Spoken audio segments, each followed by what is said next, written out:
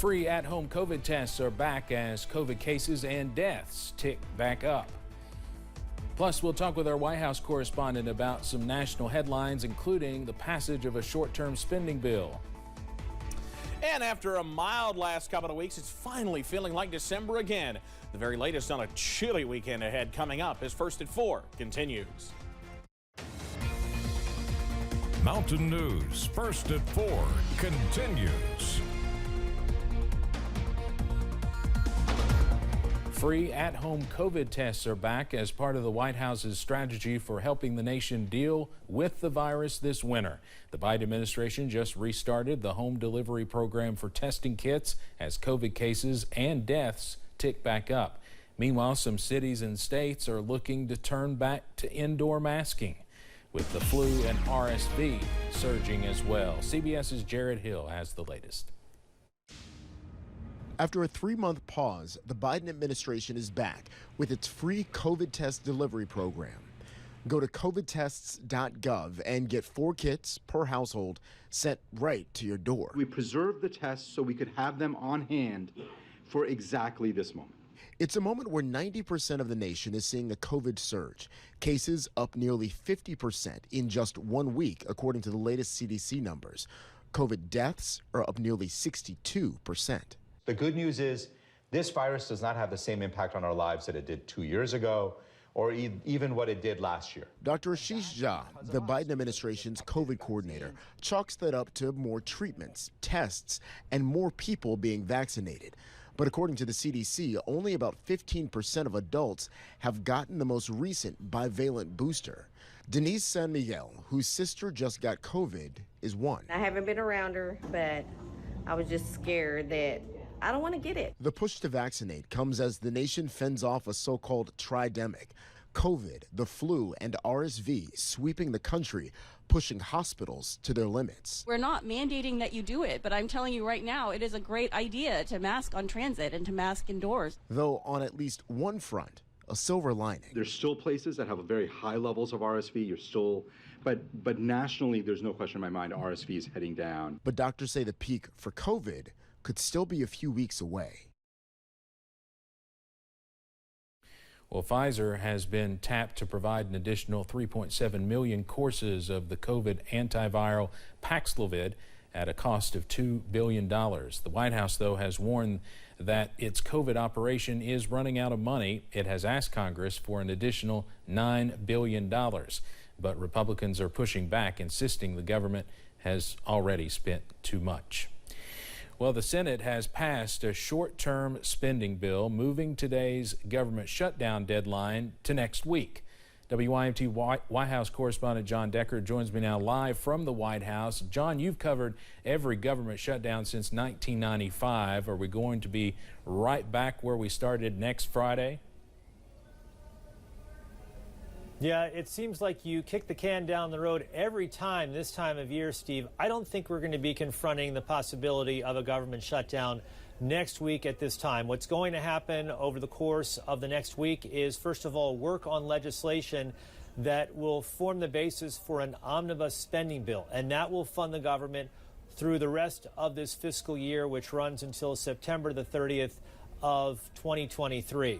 Then, at this time next week, likely that particular spending bill will have passed both the House and the Senate so that they can send that legislation to President Biden for his signature. He will likely sign that legislation before Christmas. John, yesterday the Senate passed the annual defense authorization bill, sending that measure to President Biden's desk. What can you tell us about that and what was in the final product? Steve, this is an enormous piece of legislation, $868 billion. It passed overwhelmingly bipartisan basis. It funds every element of the defense budget. It also includes a pay raise of 4.6% for every member of the armed forces. And there's also a provision in this Defense Authorization Act which makes it clear that service members do not have to have a COVID vaccine to serve in the armed forces. That was something that was necessary to get many Republicans support, and ultimately they did support this legislation with strong bipartisan support. Well, the war in Ukraine rages on. I believe there was a big missile attack today. Do you believe funding for Ukraine is in jeopardy in this new Congress? It's not going to be as easy, Steve, to pass Ukraine funding in the newly formulated Congress in the new year starting on January 3rd. The reason being is because Republicans will control the House of Representatives. Of course, Democrats will continue to control the Senate. But there's been some pushback in the Republican ranks in terms of the amount of funding that has been provided to Ukraine since the war started there back on February the 24th. So I'm not saying it's going to be impossible. It's just going to be more difficult. It's going to take a lot of arm twisting to get the funding that the Ukraine government thinks is necessary, as well as a number of Republicans. You know, Mitch McConnell has been a real leader in the Senate in terms of making certain that there's a significant amount of additional military and economic funding for Ukraine contained in this upcoming omnibus spending bill. Well, one story that's certainly a big talker among journalists today is several prominent journalists covering Elon Musk have been suspended from Twitter. Has Musk said why he took that action? Well, what he has said is essentially he was doxxed. His information, his personal information about his location was put out there by these journalists on Twitter. That is not the case. There was one individual who was tracking his private jet, and his Twitter account was suspended. But that's the reason that Elon Musk has taken this action against a number of journalists from some prominent news organizations, including the AP and CNN and the Voice of America.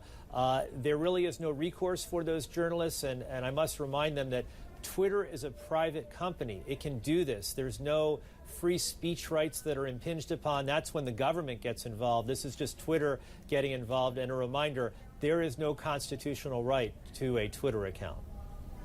John, a federal judge is preventing President Biden from ending the Trump-era Remain in Mexico policy. Tell us about that policy, and is it the same as Title 42? It's not the same as Title 42, although it's very similar. Both programs put in place by former President Donald Trump. First, the Remain in Mexico program dictates that if you are seeking to make an asylum claim in the U.S., you must wait in Mexico until your case is ultimately heard by an immigration judge. So that's the Remain in Mexico program. As it relates to Title 42, that too was put into place by former President Trump. That prohibited the entry of individuals into the U.S. using the reason or pretext of the coronavirus pandemic to prevent individuals from coming into the country. That is something that is likely going away as early as next week, Steve. And what Homeland Security officials anticipate is a huge influx of migrants coming into the U.S. through the U.S.-Mexico border, likely around 5,000 migrants per day. That's the estimate coming from the mayor of El Paso, which is right there on the U.S.-Mexico border. All right. John Decker, always appreciate your insight. And if we don't get to talk next week, have a great holiday.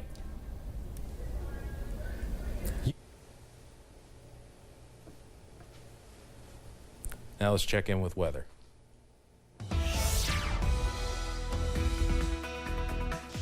Well, you saw John all bundled up there in the nation's capital, and the cold air is moving into our neck of the woods as well. Here's the view from downtown Hazard right now.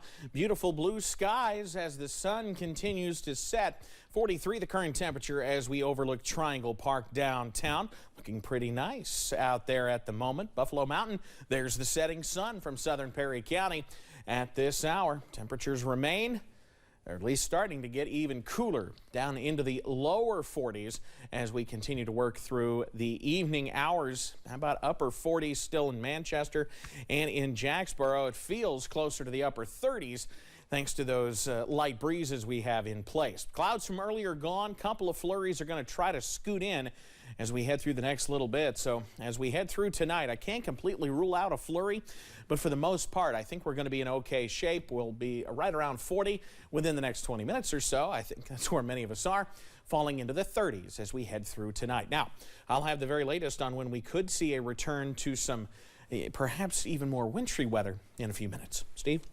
All right, Evan, thank you.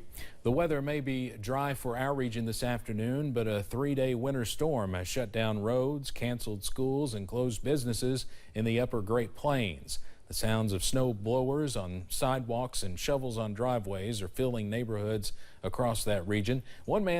That man there says he has not skied in about 2 years, and while Mother Nature has made a mess of everything else, he says the roads are just what is needed for skate skiing. I had my pair of skis just sitting in the corner, and I looked outside, and, it was a snow day today, and I'm like, why not just go for a ski, see if the roads are good? And sure enough, I'm probably crazy, but, it's a lot of fun. The risk of blowing and drifting snow, low visibility, and tough travel conditions will continue in that portion of the country into the weekend. Coming up on First at 4, you may want to think twice before you accept your next friend request on Facebook. I am back. Chilly air continues to work in for the weekend. The details on just how chilly on the way. WYMT News app offers alerts on breaking stories as they happen, customized to the categories you choose. The WYMT News app.